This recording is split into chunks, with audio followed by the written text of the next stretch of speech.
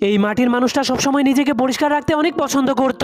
এজন্য সে সবগুলো মাটিকে তার শরীর থেকে ফেলে দেওয়ার চেষ্টা করত, কিন্তু সেই মাটিগুলো বারবার তার কাছেই ফিরে আসতো, যার ফলে মাটির কারণে তার সাদা ঘরটাও নোংরা হয়ে যেত।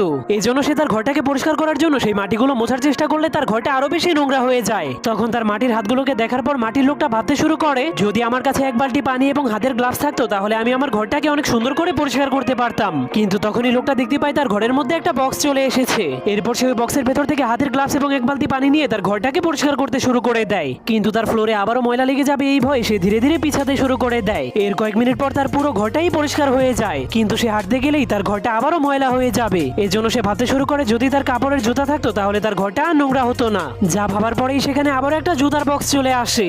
এজন্য মাটির লোকটা তার ঘর নোংরা হয়ে যাওয়ার ভয়ে সেই কাপড়ের উপর দিয়েই হাঁটতে শুরু করে দেয়, কিন্তু তখনই ব্যালেন্স হারিয়ে ফেলার কারণে সে নিচে পড়ে যায়। এরপর সে উঠার চেষ্টা করলে দেখতে পায় তার ঘরটা আবারও নোংরা হয়ে গিয়েছে। এজন্য সে অনেক রেগে যায়